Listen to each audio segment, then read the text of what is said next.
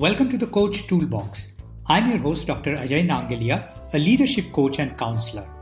This channel supports your professional and personal development as a leader with research-based and practice-focused learning. And we bring you the best career and life advice from guests who've been there and done that successfully. And now, our session today. Hi everyone, welcome to this episode on understanding how IT professionals, senior IT professionals such as you guys, can actually have a line of sight into the CIO or the CTO role in your organizations. That is, how can IT professionals get to the C-suite? And to help us understand this, we have with us Balaji Aramuttam, and he's a global CIO with over 25 years of experience across industries, across sectors. He's got experience in deploying complex business solutions, digital governance, data security for large global businesses and enterprises across multiple geographies. So Balaji, we are so happy to have you with us. Now, Balaji, many IT professionals are successful till mid to senior level, but then very few have this goal of reaching the C-suite level, either as the CIO or the CTO. So my question is, what happens at this mid-senior level, which does not give them a line of sight to the C-suite? Very thoughtful one. This happens, especially in IT, I could see.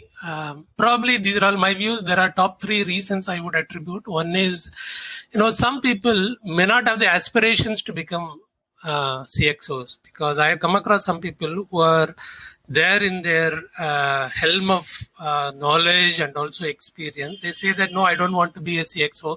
I'm comfortable in whatever technical job that I've been doing, right? There is nothing right, wrong about this here, but this is how it. I've seen many people and they also say, I'm a batsman or I'm a bowler in the cricket context. I don't want to be the captain. That's the context I heard. Many IT professionals, if I want to, dissect this into, we are all working here for either money or for recognitions, right? And if many IT professionals are able to achieve both the things, when it comes to recognition, CXO is one form of recognitions, whereas there are multiple aspects in the current day context. And probably that is one of the reasons, and they don't want to become that. And the second aspect where I could see is technology is ever-changing one. Right.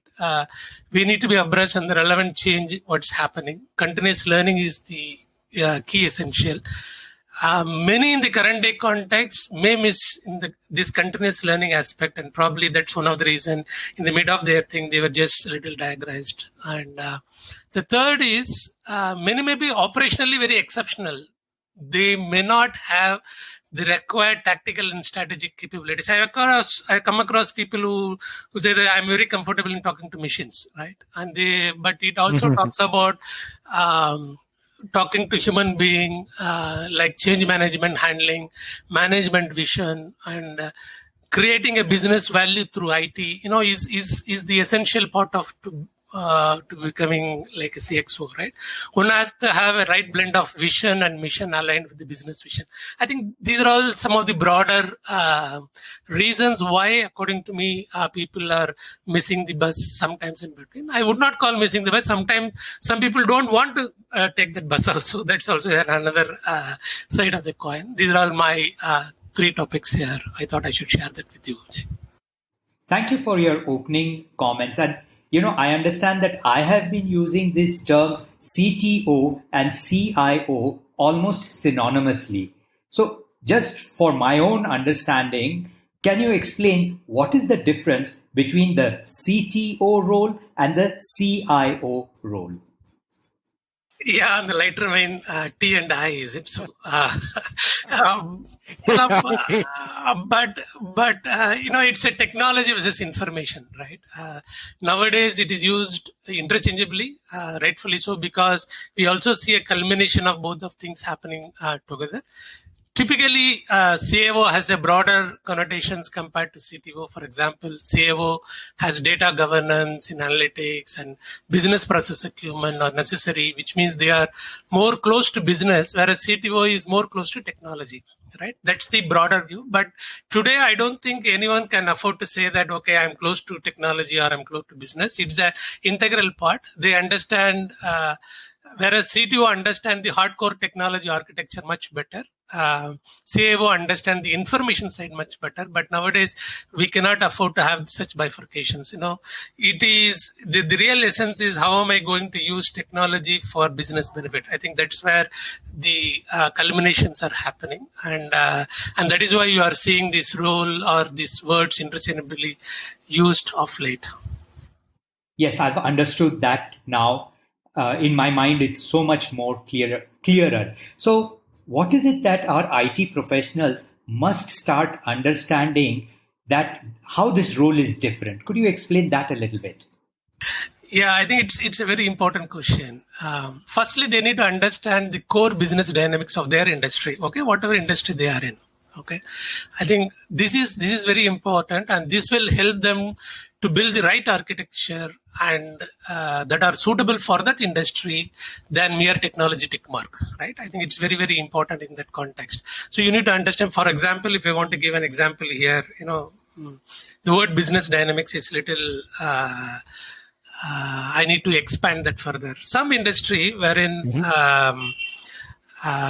the manufacturing side of it are very crucial. For example, there may be many capital-intensive industries like telco, or even I worked in a glass manufacturing industry, right? Wherein 24/7 that asset has to work, right? And whether you like it or not, that has to happen. So if you are building a thing, you need to ensure that 24/7 architecture for those industries, and also ensuring the okay, if this is what is going to happen throughout, okay, what are all my key KPIs that I need to ensure to make that business successfully run, right?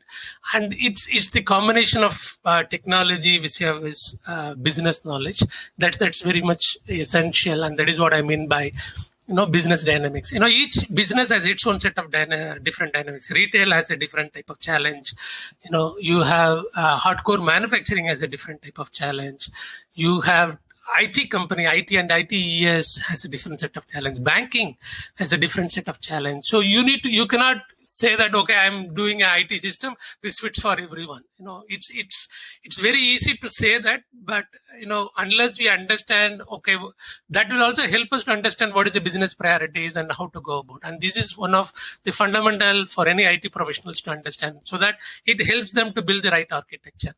Secondly, they also need to assess the maturity of the organization they are in. Okay, if any person join any company with comparison with their peers in their industry, or even for that matter other industry standards, IT has the opportunity to look at some of the business model or business process not only from their industry but also from other industry, right? And that comparison will help them to say this, okay, here we are good and here we are not good, and these are all the things that we need to add, so that we are raising the bar of that particular organization that we are in. It's very important. It's not about, if you look at the way that I've been communicating, I'm not even using any technology jargons here like virtualization, some XYZ, because it's very important. Those are all the jargons are essential from the IT point of view. But IT professionals have the responsibility to convert that into business value. So this will help them to set the vision aligning with the expectations. I think that's the second important thing as an IT professional one need to understand. Thirdly, what are all the relevant technologies for their business, right? And most importantly, when to introduce what technology, okay? And it's also very, very, important. While knowledge will help you to identify what, your wisdom will tell you when to implement that within that industry. I think that's very much essential. What revolves around technological knowledge, however, when to apply that is really the wisdom. And it has so many other important essentials like what is the culture of the organization, what is the maturity level of the organization, what is the expectations of the organizations, and what is the current state, what is the next important step to move from the current state to the next state. It's how that you have to really look at it. It's not about, okay, I look at what is the best in class industry, okay, these are all the 10 things, I don't have this 10 thing, okay, let me start implementing all 10 things. That will not work when it comes to the overall thing. An IT professional should understand, and this is more like a building blocks. Okay, this is the current level of things, and you need to add one by one which block to be added now and which block to be added next, and the block to be added now has to resonate with what is the business need, and where they are starving more, and how we can help them quickly so that they also absorb this, and then we are getting that balance sheet impact. And this is the combination of all these things will help an IT professional blossom in their career.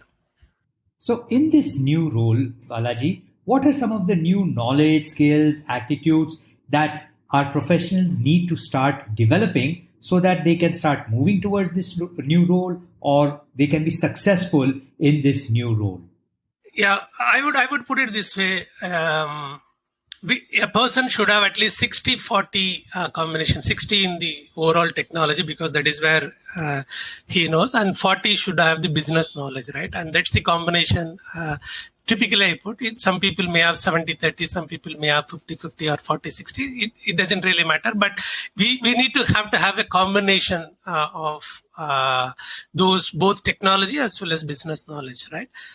Now, yes, the role changed dramatically, what they are doing as a senior professional as they go, because if I want to put a pyramid, there are 3 levels of pyramid. One is operational, second is tactical, another is strategic.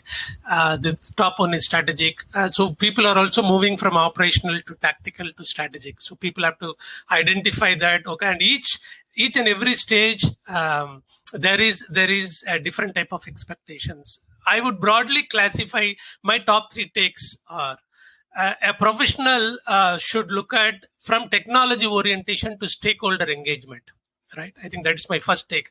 Identifying the business lean period, for example, for the technology enabling. So through stakeholder management, some business may have its own peak, may have its own lull period, right? So you need to also identify which time that I need to implement what. You cannot go and then implement something in the business peak. So to that extent, the timing is very important. So mere technology orientation may not understand when to implement. Probably a stakeholder engagement will help them to say that, okay, this engagement will help us to say, okay, when and how that I'm going to implement.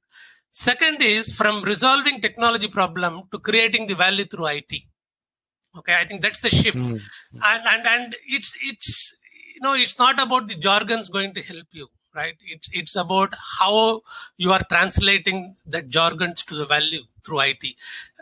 Whether it is a tech resolutions will help to run the business or to grow the business or to transform the business, and setting up the priority based on that, right? I think any pie that I'm spending in IT has to resonate with the value creation within the organization. Somewhere we need to correlate both of these so that my business priorities drives my IT priorities, and my IT within that, which one is going to give highest value is going to decide my own internal priorities to go through. That's very essential when people are really looking at how to convert this. The third point is from the subject matter expert. I'm sure when someone is operationally successful, he or she must be very much subject matter expert, right? And they must know A to Z for related to that particular thing. But to become a visionary, it's important to understand the industry comparison, cross-industry model that I talked about. The applications, which one will be more suitable for us? How Uberization can be applicable to our sets of business. There are superimposing outside world success into our business process and to see how this can help. For example, in our own industry, we can look at, okay, can I look at Uberizations for my service, spraying as a service process within my own farmers that I'm doing on. So Uberization helps us to superimpose that to my business, and thereby a new set of model can come in, and then there is a whole lot of efforts involved to make that things particularly happen. It is not straight away, cut and paste, because doing something in city is completely different from doing something in village. So you cannot put the complete model straight away put and superimpose here, but try to take a leaf from other successes and then try to amend to our own business expectations and how this can be worked. That level of wisdom and that level of visionary is required for anyone to go there. So how do you achieve that? To achieve, it's a question of awareness. It's a question of continuous learning. It's a question of attending some of the other important events wherein the knowledge sharing happenings, and also read a lot, and also constantly, go on doing the certifications. This year there is I need to also have to have my own check marks on what are the level of certification that I need to do now to stay myself relevant. After reaching this, I cannot say that, okay, I'm standing here and then, it's done. It doesn't happen that way. In fact, technology is changing rapidly. I need to keep myself abreast. So I must have done probably 8 to 9 certifications in the current year, on my own personal improvement, right? And that level of thing will only help anyone to go further and broaden their horizon of vision. I think that's how it helps. Yeah. I'm still a student, right? I cannot afford to say that, no, I have achieved something on that. And especially in IT, when things are changing so fast, right? And I need to see that, okay, these are all the areas where I'm not good at. I need to go and then, equip myself and study and then try to read a lot and then try to get a certification. This helps to at least broaden your own knowledge. When it comes to knowledge, whatever we have learned is only a minuscule. Yeah, we have a whole lot of things to learn and unlearn. Unlearning is also equally important, right? And then relearn. Yeah. So all this type of thing is only makes us at least alive. That's what I would like to put it. So you've spoken about certifications, and that is amazing. In addition to certification, what else do I need to start developing and doing? Tell us a little bit more about this. Yeah. So in the era of COVID, there are many new normals are getting created, right? IT has moved from essential to vital, which is really a good news. If I need to put a word analysis, vital, essential, and desirable, IT is now vital for every organization that we are in, which is a good news and which is also a responsibility. That's how that I would like to look at, right? It also opens up new challenges and opportunities. There is, embracing the digital to the core. Digital is there everywhere, and we are it is reaching the core of any business now. AI, Industry 4.0. There are many jargons around this, but I'm not even getting into the jargon. But are we really making ourselves digital ready? Right. That is one side that I need to really look at. There is an unprecedented surge in security risk, right? Work from home opens up so many challenges, right? In the current day context, are we really keeping ourselves with those certifications, and then at least keep ourselves aware of what's really happening and how this can really help us? And there are so many fundamental corrections are happening in the entire economy. For example, reality business and the impacts on reality due to this type of things. I'm not sure it is going to be a temporary phenomenon. It may be even a permanent phenomenon. People are re-looking at office in a different way.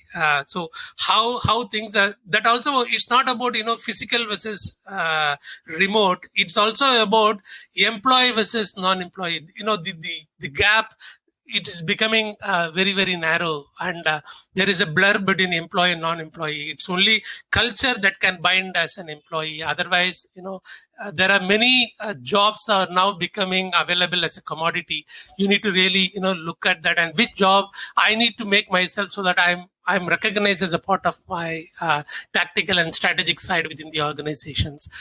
Impact on employees are phenomenal, right? And this helps us to look at, oh my God, there are so many new things are coming up, and okay, how can I go and then grab some of this knowledge, and can I go and then add that as a icing on the cake type and some of the knowledge that I already possess, or some of my knowledge is no more relevant. Okay, should I have to go for unlearn and relearn certain things, and then thereby I'm making myself relevant?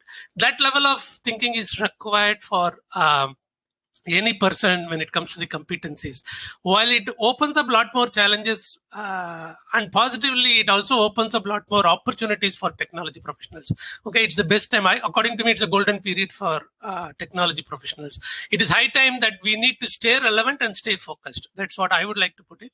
We need to keep on honing our skills and competencies with the ever-changing environment. To be honest, I don't know 10 years from now what are all the great things that is going to come up. Well, I see a lot of possibilities. Well, I'm seriously as a student looking at what are all and how things are changing.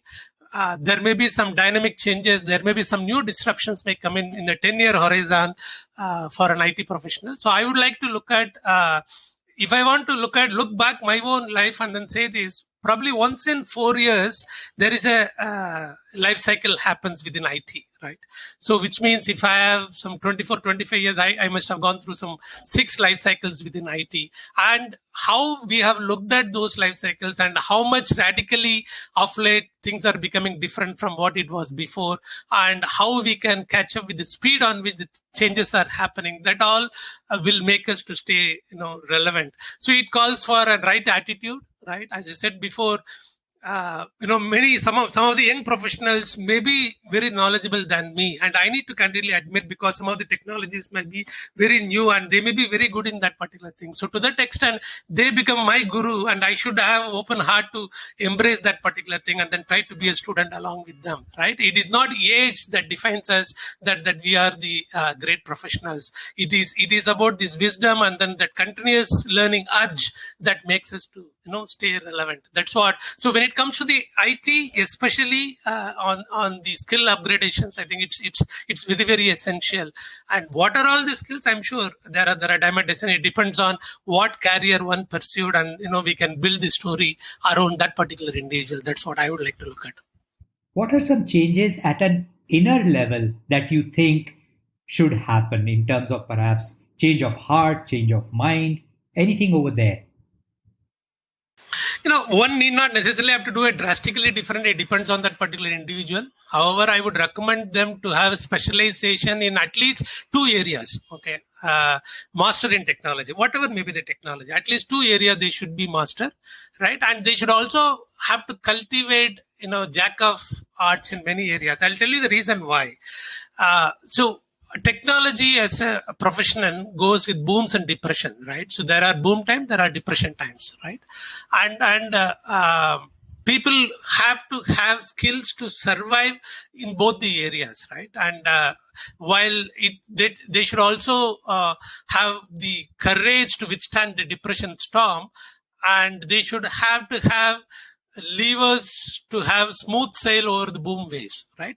I think it's important to have both the quality, and to that extent these 2 masters and jack of many things will help them to play their role in much more better way. Besides that, when it comes to the quality attributes, right, I think you have touched about that attribute, which is also very essential as an individual, right? One of the first quality attribute I would say that is demonstrate latest competency capability and stability in your career graph, right? And we need to, I use that word more than once, stay relevant, right? And so to that extent, you need to be with the latest competency. For example, I still love COBOL, right? I'm a COBOL programmer, right? But it is no more relevant today. I may use some of the attributes of COBOL in some of these places, but I cannot say that I'm a COBOL specialist in the current day context, right? I need to be very clear. So to that extent, latest competency capability helps. The second thing is, this is close to my heart. No one can teach us better than the way that the land that we are living in. We should have a strong value system, right? It is old. Sometimes old is gold also, right? We should always think right. I've come across many professionals who have gone in for a deep dive in technology career because of poor value system, right? It's sad. I've come across superb career, many knowledgeable persons. Many persons are knowledgeable than me with all factual data. But when it comes to their career, they were not very good in that, because when I want to dissect and then see why it has happened to him like that, I could see that they lack that fundamental value system. I'm not trying to be a moral police here when I'm sharing this. I'm just sharing a simple thing. It's not a rocket science. It's more like what you think you speak, and what you speak you act. Okay, and it's a simple thing. Well, it's so simple, but it doesn't happen in a normal life on everyday basis that way.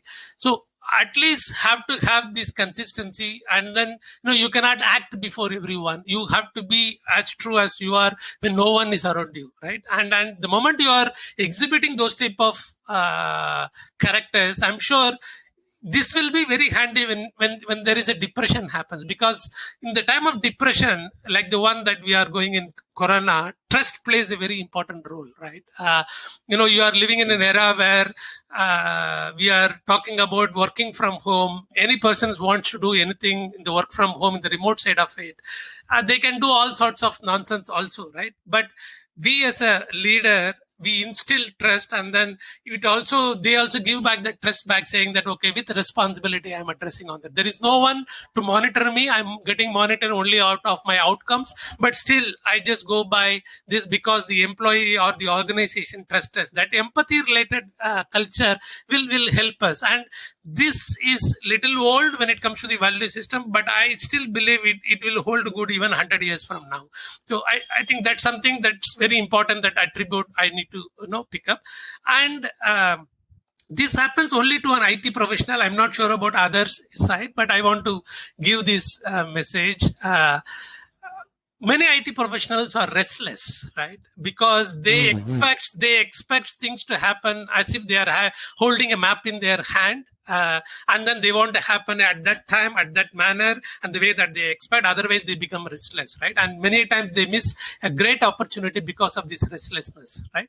My recommendations to them is have a compass or instead of having a map, which means directionally, as long as you are going in the right direction, right? From the time perspective, there can be 90-20 gap, but when it comes to the this type of approach and attitude of having the right compass and then going, and then to that extent, the level of perseverance is required to reach the desired goal. I think that's important. Otherwise, I come across people who literally take jobs on wheels and try to do a shift between one to another to third to fourth. That is really making them as they are not eligible for long-term thinking for any organization. Okay, if someone wants to aspire as a long-term thinking, they also need to demonstrate that long-term orientations within them, right? And they cannot say that, my way or highway. This type of things, especially in the early part of their career, they are becoming more subject matter experts. They think that the world is under their feet, and then they want to do whatever it is, and they take many wrong decisions, and because of which they are not able to achieve whatever they want to achieve. So my recommendation is have patience and perseverance and reach that. I think that attribute will help them to have a blossoming career. These are all my top 3 quality attributes. I thought I should share that with you, Jay. What are some factors you think that could limit the rise of IT professionals to the C-suite? Yeah, so there are multiple limiting factors. First of all, there is no shortcuts.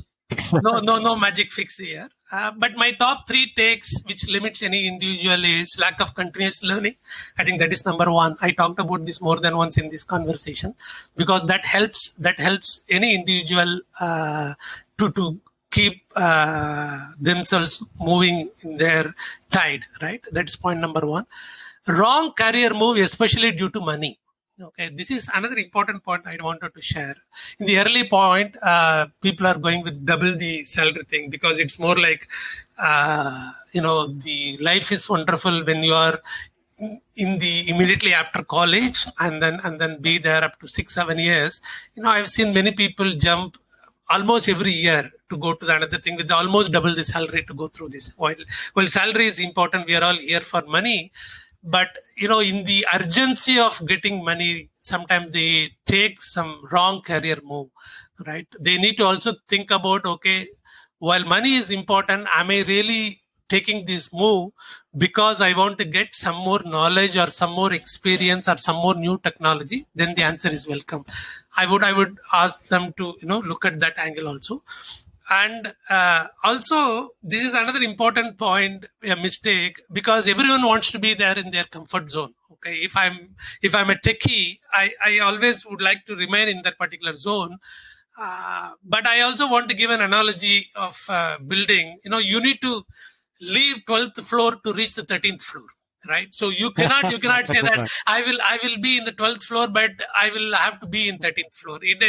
Unless you are an omnipresent, you cannot exist in both places, right? So it's important that you need to leave certain thing to become a CEO. In my own experience, I'm an SAP specialist, and for me, SAP is my core competency, and I eat, sleep, drink on this. Almost 2 decades of experience only on that. And I need to leave that particular thing to reach that as a CXO, to become a visionary of the entire side of things, right? I cannot afford to keep that only on this particular thing, because I also need to have some 5 different dimensions, starting from ERP to infrastructure to applications to digital to GRC to commercial. Okay, who is going to look at all the 6 dimensions if I'm going to be there only in that ERP zone? So I need to also take that conscious call. It's not easy, because you are coming away from your comfort zone, but it's important. It's important that people have to have, and according to me, many people succumb to this in the last point that I talked about, because they don't want to come out of their comfort zone. Yeah.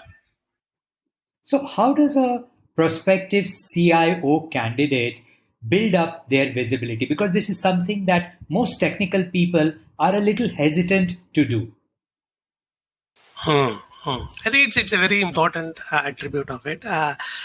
It has to run as a program, right? There is no overnight exercise. It has to be run as a program. In the era of social media, it is not that much very difficult to get the visibility, right? You can always, write an article or give a seminar or apply for some, CXO 100 type of award, or to get that. That's one aspect of it, right? But that's important. That's more like a presentation layer. That's very important. But I don't think many people suffer on account of that today. According to me, what they suffer is you need to build a substance, and that takes time, right? You can always make someone visible, right? But if they are visible for a wrong reason, then it is very difficult to undo their visibility, right? So I would rather recommend work on this as a program to improve your substance, acquire your more academic excellence, be an active contributor to a visible project, or more importantly, you can learn from others, peer, or even below for a given particular subject, right? And we should also, to be honest, we should shun our ego to grab the knowledge, because ego is a deterrent for grabbing any new knowledge. We need to be careful about this, irrespective of the source. Sometimes, you will get biggest wisdom from the humble source, if you have an eye to see that. And it's very important, to get that. And, whatever I'm talking sounds a little difficult, but actually it is simple tried, which makes one person great. And if you have all the attributes put together on making a profound program for his or her visibility, I think that will certainly help. It is not as difficult as one think on this. Yeah. So as we bring our conversation to a close, any closing thoughts or messages for our listeners? Yeah, we are amidst COVID storm now. I urge each one of you to, first of all, stay safe, right? And COVID teaches us to be humble, to be honest, right? And individual supremacy might help in few occasions, but only collective wisdom works every time. And this is something that I have come across in my life. Be an active participant to this collective wisdom, and that will make us successful, and also the environment we are in. Right, I think it's more important, because individual success will not give you more happiness. If you have a collective success, then it makes you much more humble, much more happy, because it helps everyone happy, right?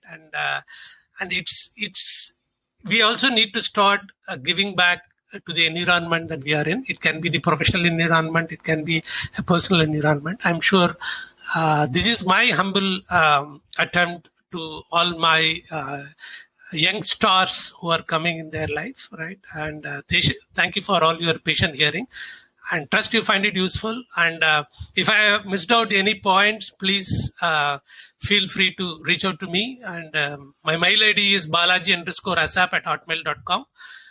Please reach out to me. And thank you, Ajay, for these beautiful interactions. And it really helps. It really helps. I hope to others, and it really certainly helped me to share my thoughts, and also, you kindled many of my, nostalgic moments by your questions. Thank you for it. Balaji, thank you so much for sharing your wisdom and insight and experience with us. And for listeners, just remember, I will put up the link to Balaji's profile in the podcast description, and I will also put up his email ID. So please feel free to reach out to him whenever you need to. So Balaji, once again, thank you very much.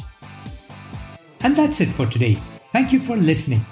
Please connect with us on coachtoolbox@gmail.com. We'd love to hear from you. And don't forget to follow, subscribe, and review this channel. Details of our ICF-approved coach training programs and our services as executive coaches and coaching supervisors are on www.globalcoachtrust.org. See you in our next session.